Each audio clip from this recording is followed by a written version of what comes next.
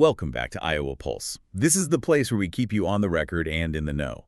It is Tuesday, February 17th, 2026, and you are tuning in to a special deep dive. It's good to be back. And, normally we take a step back, look at the big trends, but today we're going deep.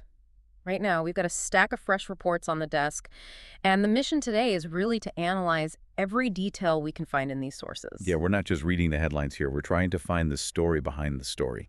And the lens for today, I think, has to be the human and legal impact in Iowa. I mean, you look at the news from just the last 24 hours, and it seems so disconnected. We've got weather alerts over here, tragic accidents, legal proceedings. But if you look a little closer, they all sort of revolve around how our systems, emergency response, environmental science, the courts, how they respond to risk and to human behavior. I really like that framing. It's about connecting the dots between things that look totally different on the surface. So looking at our roadmap for this deep dive, we've got three main pillars. We're starting with environmental safety. And this is interesting.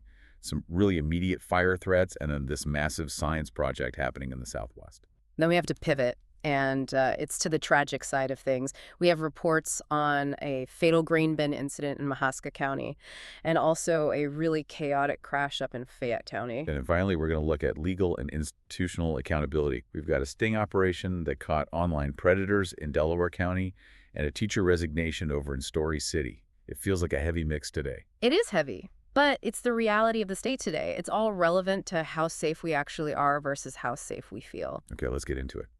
Pillar 1, environmental management and public safety. If you are listening to this on Tuesday, February 17th, and you're in eastern Iowa, the National Weather Service has something to say to you. They certainly do. The Quad Cities office, they put out a special weather statement early this morning. It actually kicked in at 5:42 a.m., and it runs all the way until 7 p.m. tonight. Usually when I see special weather statement in February, I'm thinking about snow, maybe black ice. But this is fire. It's fire, yeah. We are looking at elevated fire danger. And I know that sounds completely counterintuitive for February 17th. It really does. I mean, the ground should be frozen or at least covered in slush. Normally, yes. But we've had this stretch of unseasonably warm temperatures, and that warmth has essentially freeze-dried all the vegetation.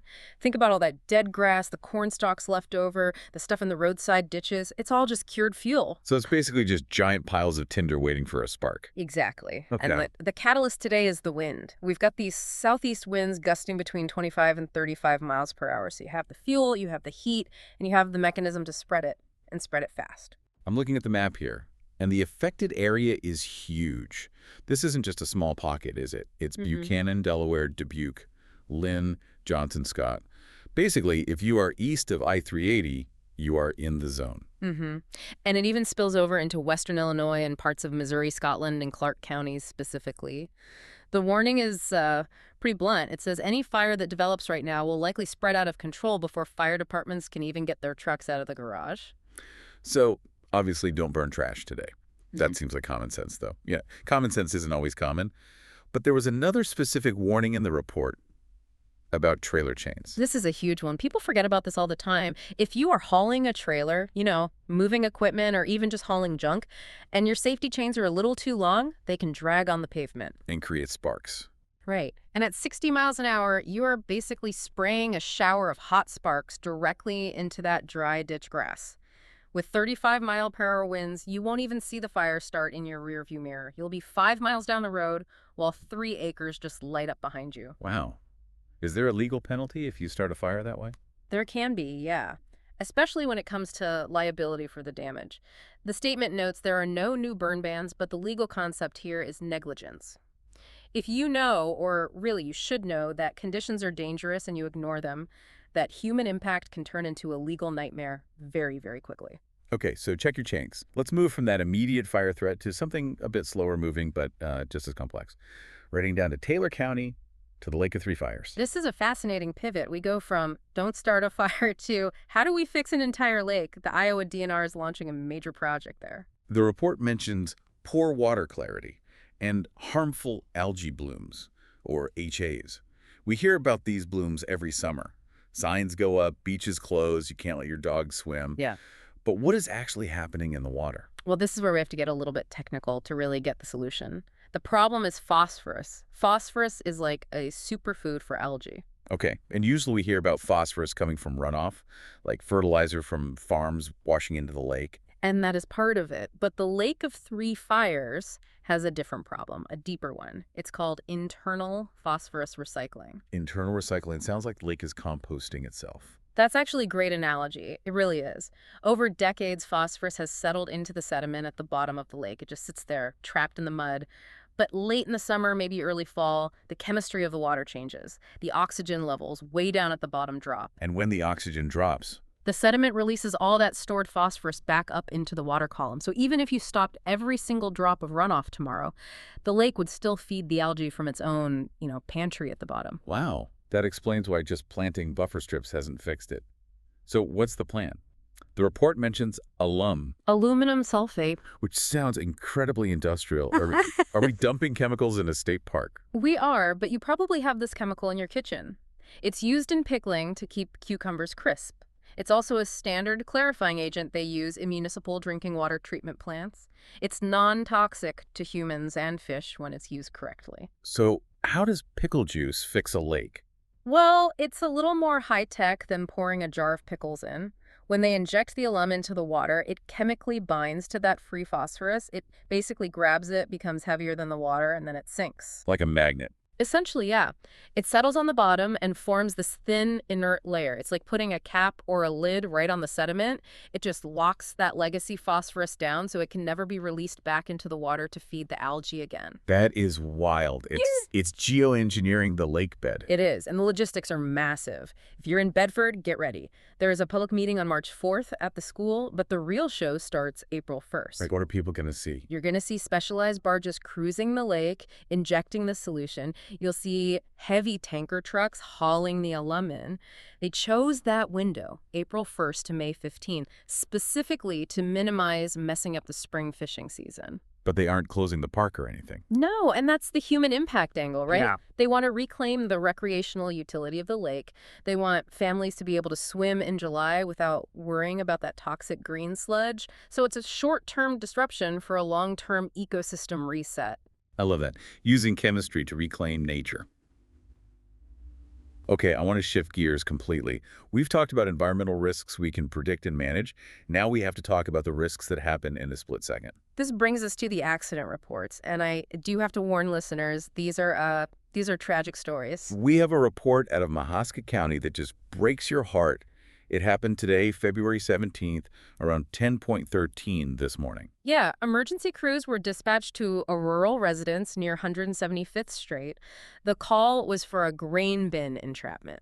For listeners who maybe didn't grow up on a farm, I think it's hard to understand just how dangerous a grain bin is. It looks so static from the outside. It just looks like a silo. But inside, if the auger is running or if the grain bridges and then collapses, it acts just like quicksand. But it's not wet. It's heavy flowing solids. And you can't swim in it. You cannot. Once you are buried past your knees, the friction and the suction make it physically impossible to pull yourself out without mechanical help. And in this case, the 74-year-old man fell in.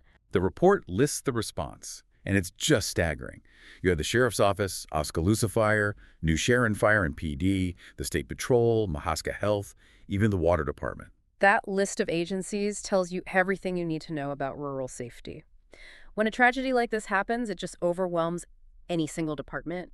You need manpower to cut the steel sides of the bin. You need grain vacs. You need medical personnel. It's an all-hands-on-deck situation. But tragically, despite that massive mobilization, he was found deceased. It just highlights the extreme fragility of agricultural work. We rely on these systems, these bins, these augers to feed the world, but they are unforgiving environments. They really are.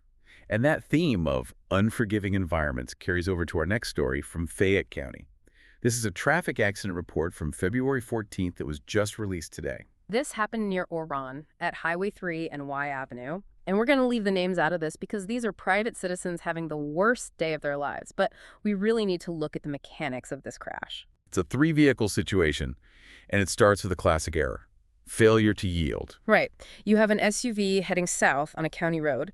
The driver enters the intersection without yielding and pulls directly into the path of a pickup truck that's traveling east on the highway. Oof, that's a high-speed impact. Highway speeds meeting a crossing car. It is, and this is where the physics gets terrifying. The impact was so severe that the pickup truck rolled. And it didn't just roll into a ditch. This is the systemic risk part of it. There's a third vehicle, another pickup, just sitting at the stop sign, waiting its turn, doing everything right. And the rolling truck hits the stationary truck. Slammed right into it. The driver of that third vehicle is just sitting there, and suddenly a truck is rolling into his windshield. Miraculously, the report says that third driver had no injuries. 0 injuries. And the driver of the SUV who failed to yield, they had to be mechanically extracted, jaws of life, but escaped with minor injuries. The driver of the rolled truck also had minor injuries. That is just, that's a testament to modern vehicle engineering, isn't it? 2 total trucks, a rollover, an extraction, and everyone walks away. It is remarkable. But here's the legal impact twist. When the dust settles, the police have to do their paperwork. So the driver of the SUV got cited for failure to yield, obviously. Right, but the driver of the rolled truck, the one who was hit, also got a citation. Wait, really? For the crash? No, not for the crash. He was cited for operating without valid registration. Talk about adding insult to injury. You get T-boned, you roll over, and then you get a ticket for your tags. It seems harsh, but it illustrates a key point about these events. An accident is a legal audit. When law enforcement steps onto the scene, everything is fair game. They document everything. It's a reminder that safety isn't just about your driving, it's about compliance. Because if things go wrong, the system checks everything. That's a really good point. You never expect to be inspected until you're upside down in a ditch. Okay, let's move to our third pillar. We've talked about environmental systems, physical accidents. Now let's talk about the legal system protecting vulnerable people. We have a story out of Delaware County that is, it's disturbing, but it shows the system working. Right. This involves the Manchester Police Department and the Delaware County Sheriff. They have been running an undercover operation targeting online predators. And they caught someone. They did. On February 8th, a 62-year-old man from Atalissa drove to Manchester. And let's be clear about why he was driving there. According to the police report, he believed he was meeting a juvenile for sexual activity. He had arranged to meet him online. But when he arrived, it wasn't a child waiting for him. No, it was the police. He was arrested on the spot. The charge here is grooming. That's a Class D felony. I feel like we hear that word a lot, but legally, what does it allow the police to do? This is the crucial shift in modern policing.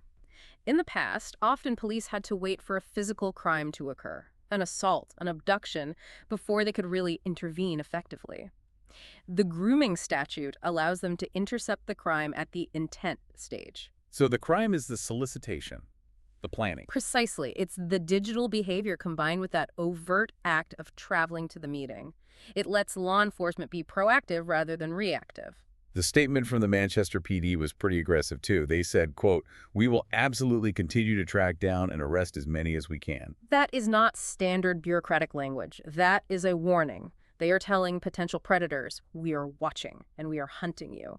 It's designed to create a deterrent effect. And they mentioned additional arrests are expected, so this wasn't a one-off. No, it's a campaign. Staying in that realm of protecting kids, but moving to a very different kind of case, we have a report from Story City involving a teacher. Right. This is out of the Roland Story Middle School. A 6th grade social studies teacher and coach has resigned. Now, we need to be very careful with the distinction here. In the Manchester case, we have a felony arrest. What is the situation here? This is purely an employment and administrative matter right now. The district was very explicit that the teacher is not facing criminal charges at this time. So what did he do? The investigation cited inappropriate communication with students via social media and other conduct. We're seeing that phrase, inappropriate communication, so much lately. It's the gray area of the digital age, isn't it? It might not be criminal grooming. It might not even be illegal. But schools are drawing a very hard line. If a teacher is DMing a student on Instagram or Snapchatting them, even if the content isn't explicitly sexual, it violates that professional boundary. It breaks the trust. It does, and parents are demanding zero tolerance for that. The report says he was placed on administrative leave, an investigation happened, and his resignation was accepted on Monday. And the district has crisis teams available for the students. Yes. Which reminds us that even without a criminal trial, the human impact on those 6th graders is real. Losing a teacher, losing a coach, under a cloud of suspicion, That is really destabilizing for a middle schooler. It's a lot for a community to process. It is. So let's try to wrap our heads around all this. We've covered a massive range of ground today. We really have. We started with the environment, fire threats in the east that rely on us being smart with chains and cigarettes, and a huge chemical engineering project in the southwest to save a lake. Then we looked at the accidents, the grain bin tragedy and that 3-car pileup.